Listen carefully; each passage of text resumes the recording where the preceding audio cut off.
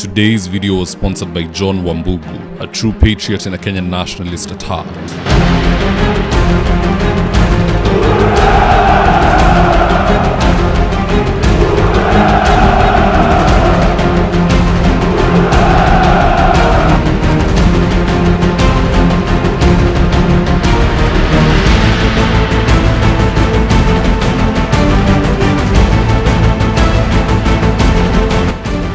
Stand by for debrief in 3, 2, 1. I don't know which evil spirit has entered Gladys Wanga, but it must be very violent. I say this because the other day she was lecturing Gachagua for no apparent reason, and guess what? Today, she's on record lecturing Uhuru Kenyatta for no apparent reason. Just listening to this rant. Tell President Uhuru Kenyatta that when you retire as a president, you become the single most unifying factor for the nation. And today, President Uhuru Kenyatta is the only living retired president. Because we had President Jomo Kenyatta, he's late.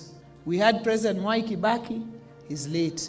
We had President Moi, he's late. So the only former president that we have who is living is President Uhuru Kenyatta. And therefore, he must be the father of the nation. He cannot be dragged into partisan politics. Because the nation is a fragile democracy.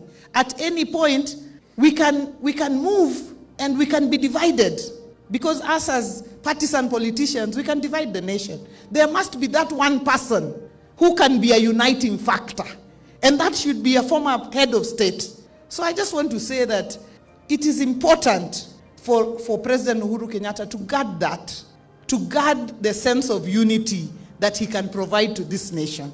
But now, in line with that, in this video I want us to look into some of the reasons why Gladys Wanga is suddenly attacking Uhuru Kenyatta. And so with no further ado, let's get after it. Now, the first reason why Wanga is attacking Uhuru is rather simple if you ask me. These are orders from above. And by above, I mean William Ruto, because it cannot be that Gladys Wanga and Farouk Kibet both attack Uhuru Kenyatta within 48 hours. That cannot happen without some form of coordination between the two. Because they are literally moving like synchronized divers, saying the same things, attacking the same people. And if you think I'm kidding, here's what Farouk had to say about Uhuru Kenyatta just 2 days ago. Then here is Wanga also attacking Uhuru. So anyway, let me play the Farouk video. Roll the tape. Wacha niwaulize, Uhuru Kenyatta mnasema ameenda retire?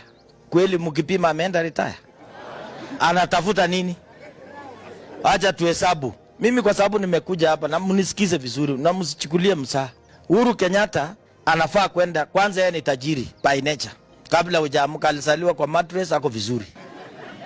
Sisi wengine tulizaliwa tu kwa ngozi na tuna survive mpaka leo. So again, this is a well-coordinated attack by synchronized swimmers, and their swimming coach is seated in State House enjoying the drama as it unfolds. Shame on him. Now, the second reason why Gladys Wanga is attacking Uhuru is because of supremacy. You see, Gladys Wanga is not a fool. All this sarakasi she is doing is designed to propel her to the deputy president seat in 2027. How so? Well, if you look closely, you'll notice Wanga is very keen to attack Rigathi Gachagua. She's also very keen to attack Uhuru Kenyatta. And this is all while drawing lines in the sand between Kikuyus and Luos. The end goal here for her is to create such great enmity between Kikuyus and Luos to the extent that if Ruto dares go back to the ballot with a Mlima deputy like Kindiki, the entire Lakeside region will walk away. So long story short, this is a scheme by Gladys Wanga to replace Kithure Kindiki. And we won't allow Wanga to steal Kindiki's right to lose in 2027. Hiyo ni haki ya Kindiki na Gladys Wanga waache kumpokonya hiyo nafasi. It is written that Ruto will go to the ballot with Kithure Kindiki and they will lose together. Stop bringing yourself into the mix so that Ruto goes to the ballot and he loses with you. That is Kindiki's right. Wait for your turn. Tuliambiwa every dog has its day. Sasa tusipokonye mwingine na ni siku yake. Now the third reason why Gladys Wanga is attacking Uhuru is to revenge because they felt threatened by what Uhuru said during Raila's funeral. Najua saa ya mazishi, people hide their claws and they're all nice, they're speaking very well, there's good camaraderie, but in the event mukanyagane vibaya, people wait ile siku mazishi inaisha na wanaanza kukutafuta. If you listened closely to Uhuru's speech during the Nyayo funeral service ya Raila, Uhuru said that he is not going to allow the same things Raila has been fighting for to be rolled back by these petty leaders that we have. Vitu kama democracy, freedom of speech and so on, and the crowd really cheered. but the leaders were not happy, and that is why you are now suddenly seeing them attacking Uhuru Kenyatta. Si ati kuna kitu wamefanya sahi, ile matamshi yake kule Nyayo Stadium is what is bothering them till now. In fact, here's what Uhuru Kenyatta had to say. Hatutakubali kama Wakenya haki za kibinadamu, demokrasia na mambo yale yote ambayo Raila alitetea, hatutakubali arudi nyuma. Hatutakubali arudi nyuma. Tutasonga mbele tukizingatia hizo haki kwa sisi ambao tumebaki na wale ambao hawajazaliwa.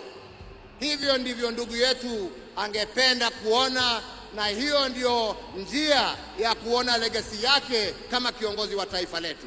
Wenzetu sio siku ya mambo mingi. Nimekuja kuomboleza rafiki na ndugu. Unajua ukiambia watu ukweli, they won't like you, and that is why they crucified Jesus. If Jesus was a liar na angekuwa anatembea na Pharisees na anaimba tune yao, wangemjengea hata castle katikati ya Jerusalem. But since he was speaking the truth, they had to crucify him and try to wipe him off the face of the earth, but it didn't work. Again, they're attacking Uhuru Kenyatta because he told them the truth. They didn't like it. Walingoja Raila azikwe. Now they are back trying to fight Uhuru Kenyatta. And the day Uhuru will not be there, you will find out wanakimbia kwa mazishi yake kuenda kusema how he was a good guy. He used to call me my son. Anytime I called him, he would pick. Iyo nonsense, iishe. There are people who went to Raila's funeral that ought to have been banned from attending that funeral. Starting with William Ruto. Remember ile maandamano gari ya Raila ilipigwa risasi. Live bullet. What if Raila died then? Would Ruto have given him a state funeral na akuwe guest of honor kwa mazishi yake?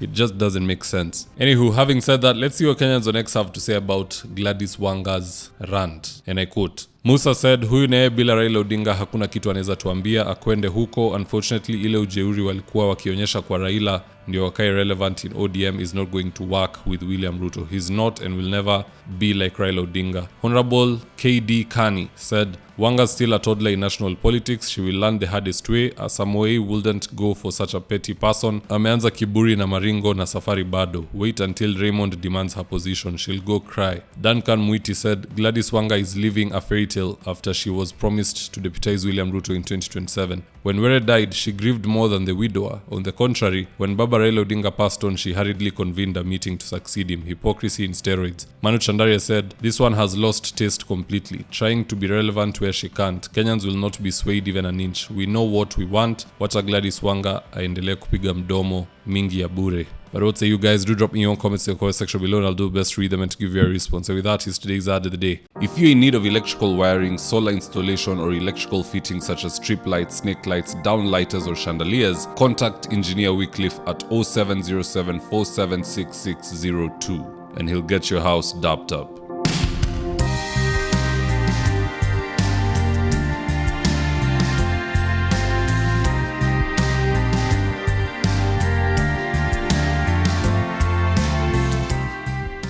Now, if you're here for the first time, please go on and hit the subscribe button. And if you're watching for a different platform, just head on over to YouTube, search for David Wafula, hit the subscribe button. You're going to be getting a ton of content of this nature. If politics is something you're passionate about, this is definitely the one channel that you really need to subscribe to. Alright guys, adios.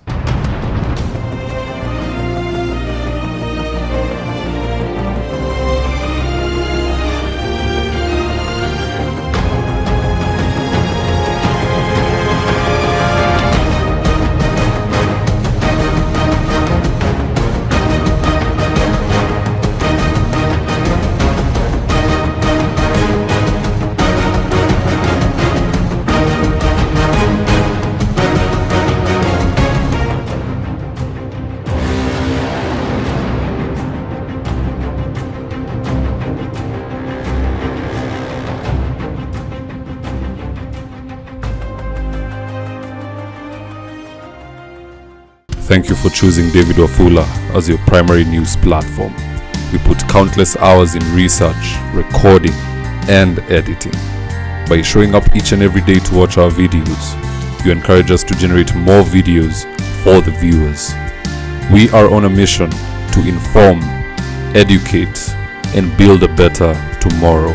To our thousands of followers in a world full of presidents, kings, and queens, you are the real gem. Adios.